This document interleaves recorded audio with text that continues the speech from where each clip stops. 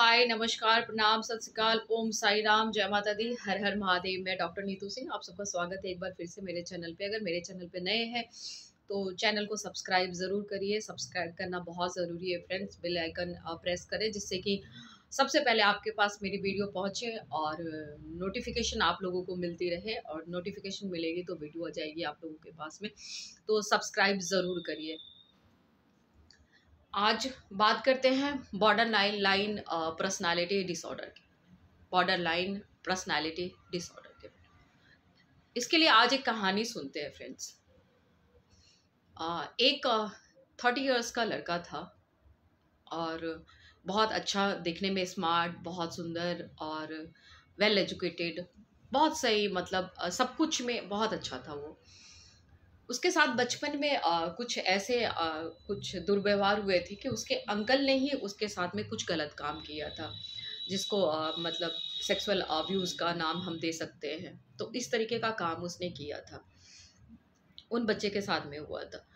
उस बच्चे ने अपने पेरेंट्स से उसके बारे में बताया, लेकिन पेरेंट्स ने, क्योंकि होता है क्या, बच्चे ना बताते तो हैं लेकिन पेरेंट्स सुनते नहीं है बच्चों की बातें। कई बार क्या होता है कि वो जिस तरीके से बताना चाहिए, क्योंकि बचपना होता है, और कई जगह ऐसे देखा गया है कि इस तरीके के काम ना छोटे छोटे बच्चों के साथ में हो जाता है। और वो गर्ल नहीं, बॉय था देन उसके साथ में इस तरीके का गलत काम होना, तो वो कहीं ना कहीं उसको चुप करा दिया था। पर बच्चे ने अपने पेरेंट्स से जैसे भी, जिस भी हिसाब से हुआ, उसने शेयर किया था कि अंकल अच्छे नहीं हैं, ये अंकल मुझे बुरे लगते हैं, इस अंकल को घर में मत आने दो, ये मेरे साथ में गलत छेड़खानी करते हैं। तो वो अपने लहजे में जिस तरीके से बताना था उसने बताया, पर पेरेंट्स ने उस पे ज़्यादा मतलब समझदारी नहीं दिखाई, उन्होंने नज़रअंदाज कर दिया। अब उस बच्चे के साथ में वो बातें बिल्कुल बनी रही, वो कहीं न कहीं उसके माइंड में रहा कि मेरे साथ में कुछ गलत हुआ है। पर उसके साथ ही वो आगे बड़ा होता गया। कॉलेज में जाना, तो कॉलेज में जाने के बाद में मान लो फ्रेंड्स बनाना है और एक दूसरे के साथ में रहना है, तो बहुत जल्दी वो फ्रेंड्स बनाता भी था और बहुत जल्दी उसके फ्रेंड्स मतलब उससे दूर भी हो जाते थे, क्योंकि वो कई बार इतना ज़्यादा पॉसेसिव हो जाता था कि जिसके कारण उसके कोई रिलेशनशिप मतलब टिक नहीं पाते थे। बड़ा हुआ किसी तरीके से वो, उसके बाद में कहीं किसी, मान लो एक एज में आने के बाद में ये चीज़ें होती है कि एक दूसरे की अट्रैक्शन बढ़ती है, प्यार मोहब्बत होते हैं, तो उसको किसी के साथ में हुआ, मतलब प्यार हुआ उसके साथ में। और उसका ऐसा रहा कि वो जिसके साथ में उसके रिलेशनशिप बने, उसके साथ में भी उसकी स्टेबिलिटी नहीं रही, क्योंकि वो जो उसके साथ में व्यवहार हुआ था, तो वो कहीं न कहीं उसको रिकॉल हो जाता था, उसको याद हो जाता था। और उसके कारण उसके जो अपनी पर्सनल जो रिलेशनशिप है, जो उसको मतलब जो रिश्ते में आया था, वो उसको सँभाल नहीं पाया, क्योंकि बहुत ज़्यादा पॉसेसिव हो जाता है या कुछ उसको याद आती बातें, तो वो कुछ अलग सा बिहेव करता था, जिसके कारण में उसके वो रिश्ते भी नहीं टिके। तो कई रिश्ते उसके बने टूटे इस तरीके से हुआ। आगे उसकी शादी भी हुई। जब शादी हुई तो वो भी शादी ज़्यादा टाइम तक नहीं टिकी, क्योंकि रीज़न यही रहा कि जब भी वो, मतलब मान लो आप किसी रिलेशन में हो, तो रिलेशन में सारे तरीके के आपके रिलेशन बनते, पर उसको वो बातें याद आ जाती थी, और जिसके कारण में उसके रिश्ते खराब होने लग गए। और शादी जब हुई तो शादी भी 1 साल के बाद में टूट गई। मैं ये अपने पेशेंट के बारे में ही बता रही हूँ, क्योंकि आपको जानना बहुत ज़रूरी होता है कि जब आपके बच्चे छोटे होते हैं, तो आपको किस तरीके से अपने बच्चे की बात सुननी है, आपको समझना है कि स्टार्टिंग जो बॉर्डर लाइन पर्सनालिटी डिसऑर्डर होता है, ये कहीं न कहीं बहुत पहले से शुरू हो जाती है। कुछ ऐसे हैपनिंग्स हो जाते हैं किसी के साथ, जो माइंड में बैठ जाता है, जो उनके दिमाग से नहीं निकल पाता, जो दिल में बैठी हुई होती है बातें, और वो दिमाग में कहीं न कहीं चल रही होती है, तो वो निकल नहीं पाती है। अब वो ही ये बात बच्चे के साथ में हुआ, क्योंकि किसी के छोटे से बच्चे के साथ में गलत व्यवहार होना, दुष्कर्म होना, तो आप समझ सकते हो कि उसका मेंटल कंडीशन उस टाइम में क्या हो सकता है। और उसके साथ वो ग्रो किया, कहीं न कहीं वो माइंड में उसको बैठा रहा, कोई निकाला नहीं, क्योंकि पेरेंट्स ने नज़रअंदाज कर दिया, किसी ने देखा नहीं, और उस चीज़ को लेके वो बड़ा होता गया, और वो कहीं न कहीं और ज़्यादा जो उसके प्रॉब्लम्स थे, वो कहीं न कहीं बढ़ती गई। और इसके कारण में ये हुआ कि ना तो वो कोई रिश्ता बना पाया, ना तो कोई फ्रेंड्स बना पाया, ना किसी जॉब में आराम से रहता था और ना कोई काम कर पाता था आराम से। किसी जगह वो स्टेबल नहीं रहता, क्योंकि जब बॉर्डर लाइन पर्सनालिटी डिसऑर्डर होता है तो उस टाइम में मतलब उस इस प्रॉब्लम में स्टेबिलिटी कहीं नहीं होती है, कि कहीं भी आप स्टेबल नहीं रहते हो। यही उस लड़के के साथ में हुआ कि शादी भी 1 साल शादी टिकी, लेकिन बहुत सारे इतने पॉसेसिवनेस, तो मतलब इतना हो गया वो कि मान लो बाय द वे कभी उसकी वाइफ ऑफिस में है और उसने कॉल किया तो उसने कॉल पिक नहीं किया। अगर कॉल पिक नहीं किया तो इसके दिमाग में बहुत तरह की बातें आने लगी कि मैं क्या, मतलब कि अब शायद उसके काम का नहीं हूँ, शायद मैं उस लायक नहीं हूँ जिस लायक के का होना चाहिए। अब उसका किसी से और से रिलेशनशिप है, वो किसी और के साथ में अभी होगी, मेरा फ़ोन क्यों नहीं उठाया। बहुत तरीके की बातें जो रियलिटी में नहीं है, लेकिन उसने सब कुछ में अपना अमेजिंग उसने इमेज क्रिएट कर लिया कि अब इस तरीके की बातें हो सकती है कि मेरा रिलेशन अब आगे नहीं चलने वाला है। तो बहुत सारे थॉट्स क्रिएट हो जाते हैं और उसने इस तरीके के थॉट्स क्रिएट कर लिए। ऐसे जब प्रॉब्लम्स होते हैं तो उसमें इस तरीके की विचार आने लगते हैं, इस तरीके की बातें उसके दिमाग में आने लगे। तो ये जब ज़्यादा बढ़ गई, बहुत ज़्यादा बढ़ गई, तो इसमें वो रिलेशन टिका नहीं, क्योंकि बहुत ज़्यादा पॉसेसिव होना, गुस्सा करना और एंगर हो जाना, वो उस तरीके की बातें दिखा रहा था, तो रिलेशन मतलब नहीं टिकना। तो कई रिलेशन उसके बने, टूटे, शादी हुई, शादी टूट गई। तो इस तरीके से होते होते होते होते उसका एक एज आया। तो जैसे 2 साल पहले वो मेरे पास में आया था, तो उस टाइम में एक जब मान लो आप 27-28 इयर्स के हो जाते हो, तो एक टाइम हो जाता है आपका कि अब बहुत हो गया, ये शायद कुछ बुरा हो रहा है मेरे साथ में। तो वो उस अपने अंदर उसका विल पावर उसका वो कह रहा था कि अब शायद जो चीज़ें हो रही है मेरे साथ में वो गलत हो रही है। अब लाइफ कहीं न कहीं स्टेबल होनी चाहिए। कोई तो प्रॉब्लम है जो मुझे कहीं भी रुकने नहीं दे रही है, या कोई रिलेशन मेरा रुक नहीं रहा है। जब वो अपने आप से सोचने लग गया, तो बहुत लोगों ने, जब कहीं उसने डिस्कस किया, तो बहुत लोगों ने बोला कि आप मनोचिकित्सक के पास में जाओ, आप दिखाओ। लेकिन आज भी हमारे समाज की विडंबना ये है कि आप आने से पहले, क्योंकि सोचते हो कि मनोचिकित्सक के पास में अगर हमको जाना है, तो दैट मीन कि आप कहीं न कहीं कोई प्रॉब्लम है, समाज बहुत सारी बातें करेगी, बहुत सारे थॉट्स क्रिएट हो जाते हैं लोगों के दिमाग में, और एक ही चीज़ आता है कि लोग कहेंगे कि ये पागल है। तो ये चीज़ें होती हैं जो कि नहीं होना चाहिए। अभी के टाइम में इतनी सारी थेरेपी है, काउंसलिंग है, बहुत सारी ऐसी बातें हैं जो आपको ठीक कर सकती है। और अभी देखा जाए तो मतलब 80% लोग डिप्रेशन का शिकार है। कोई ना कोई प्रॉब्लम है, कोई ना कोई बातें हैं जो उनके दिमाग में चलती है, लेकिन उस चीज़ को बढ़ाते रहते हैं और हमारे पास आते नहीं। आने से वो हिचकिचाहट होती है उनको, उनको लगता है कि नहीं, यहाँ जाना शायद बहुत बुरा काम है। तो इस वजह से वो आ नहीं पाते हैं।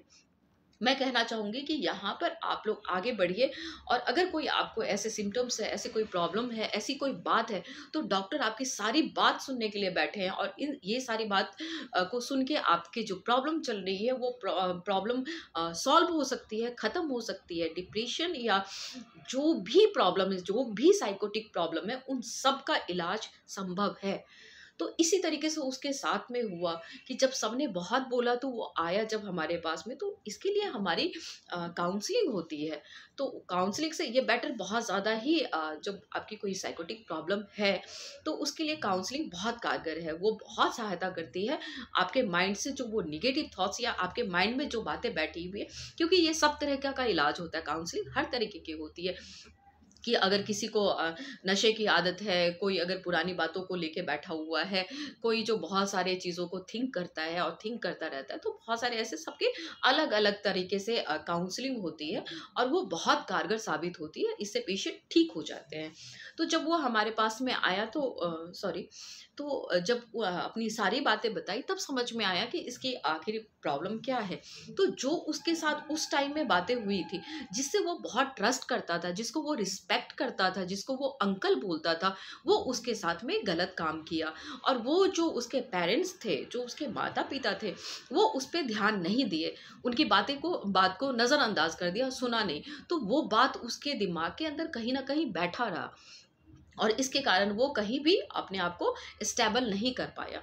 तो जब ये बातें होने के बाद जब उसकी काउंसलिंग हुई, जिस तरीके से टाइम उसने काउंसलिंग लिया और समझा बातों को, क्योंकि जब हम खुद समझ जाते हैं, जब मान लो पेशेंट खुद समझ जाता है कि कुछ गलत हो रहा है मेरे साथ में, मेरे बिहेव में चेंज हो रहा है, मेरे थिंक में चेंज हो रहा है, अगर मैं कहीं जॉब पे स्टेबिलिटी नहीं दिखा रहा हूँ, कोई रिलेशनशिप मेरे नहीं बन पा रहे, कोई दोस्त नहीं बन पा रहे हैं, कोई मैं अपने आप में खुश नहीं हो पा रहा हूँ, कहीं मैं सेटिस्फाइड नहीं हो पा रहा हूँ, बहुत जल्दी एंगर हो जाता हूँ, तो बहुत सारी ऐसी बातें अगर वो खुद में मतलब रियलाइज करते हैं, तो वो डॉक्टर के पास आते हैं, और फिर जो काउंसलिंग उनकी होती है, जो थेरेपी उनकी होती है, तो वो ज़्यादा इफेक्ट करती है, बहुत ज़्यादा, क्योंकि वो समझते हैं और समझ के वो उस तरीके से करते हैं जिस तरीके से हम बताते हैं उनको। तो जब उसने किया तो आज के टाइम में वो बहुत सही है और अच्छे से अपनी लाइफ स्पेंड कर रहा है, और अब रिलेशनशिप में भी है और जॉब भी अच्छी कर रहा है। तो थैंक गॉड कि चलो ठीक है, लोग जो समझते हैं, जो जानते हैं, जो फॉलो करते हैं उन बातों को, उन थेरेपी को, तो वो ठीक होते हैं। उसके लिए आपको पॉजिटिव रहना ज़रूरी है, उसको आपको समझना ज़रूरी है। अब जानते हैं कि ये बॉर्डर लाइन पर्सनैलिटी डिसऑर्डर होता क्यों है। एक तो यही मैंने कहा कि जो सबसे पहले कि ये ट्रस्ट इशू होता है, कि जिस पे आप ट्रस्ट करते हो, जिस पे आप बिलीव करते हो, जिसको आप अपना मानते हो, और वही जब आपके विश्वास को तोड़ता है, तो वो कहीं आपके दिमाग में बैठ जाता है, फिर आप कहीं भी स्टेबल नहीं रहते हो। ऐसे पर्सनालिटी ऐसे हो जाते हैं कि वो उनका मूड स्विंग होता रहता है, मतलब अप्स एंड डाउन्स उनका होता रहता है, या मूड कहो तो वैसे स्विंग होता रहता है, कभी गुस्सा, कभी ठीक है, कभी बहुत ज़्यादा एंगर हो गए कि फ़ोन तोड़ दिया, आप लैपटॉप तोड़ दिया, कहीं घर में क्रॉकरी पड़ी हुई है तो वो तोड़ दिया, या दीवार पे हाथ मार दी, बहुत जल्दी मतलब वो इम्पेशेंट हो जाते हैं। तो इस तरीके से उनके अंदर में एक बात आ जाती है कि वो किसी चीज़ को जो वो सोचते हैं कि अभी जो वो बोल रहे हैं वो तुरंत हो जाना चाहिए, अगर कोई उनकी बात नहीं सुना तो क्यों नहीं सुना, वो रिएक्शन देते हैं बहुत जल्दी। उनका जो अभी बहुत हैप्पीएस्ट मोमेंट था या हैप्पीएस्ट मूड में थे, अभी चेंज हो गया, सेकंड नहीं लगा और चेंज हो गया। तो इस तरीके से उनकी बातें होती है। समटाइम क्या होता है कि वो बहुत कुछ सडनली करते हैं, कुछ भी करना है, जैसे कि अगर शॉपिंग करना है तो शॉपिंग ही करना है, अब तुरंत प्रोग्राम बना और अभी उनको दिमाग में आया कि अभी शॉपिंग करना है मुझे, तो वो निकल जाते हैं कि अभी अभी के अभी शॉपिंग करना है।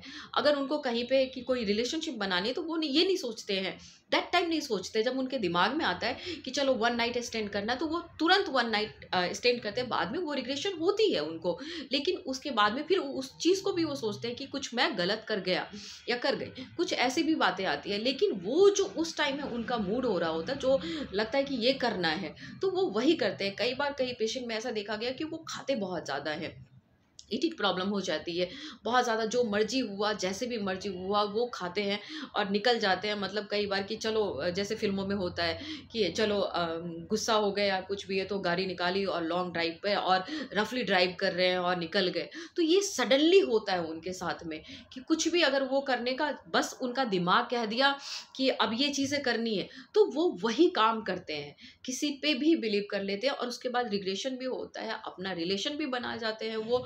और मतलब उसमें वो रिग्रेट भी होता है, लेकिन वो उस टाइम में वही काम करते हैं। सॉरी।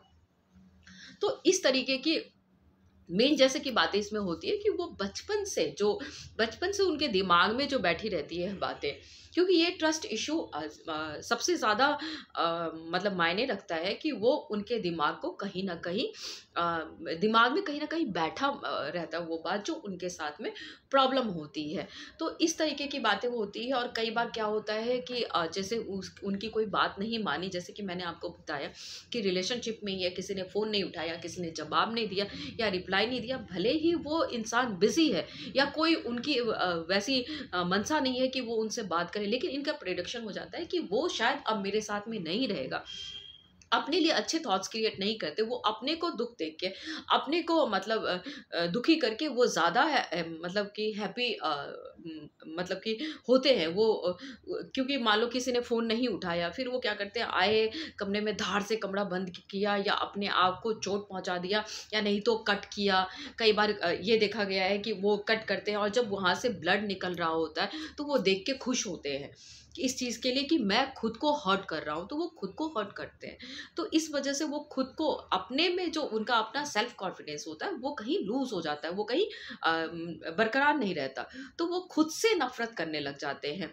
उनको लगता है मुझ में ही कमी है, मैं ही कुछ ऐसा हूँ जिसके कारण मेरे साथ ऐसा हुआ, कुछ तो बात होगी मेरे में, कुछ तो कमी होगी जो इस तरीके की बातें मेरे साथ हुई, या कुछ ऐसी बातें हैं जो कोई रिलेशनशिप नहीं टिकते, मैं किसी जॉब में नहीं टिकता, या कोई दोस्त नहीं बन पाते। तो ऑल ओवर उनके थिंग्स ये हो जाते हैं कि वो कहीं ना कहीं बहुत लूजर है या लूजर पर्सनालिटी है।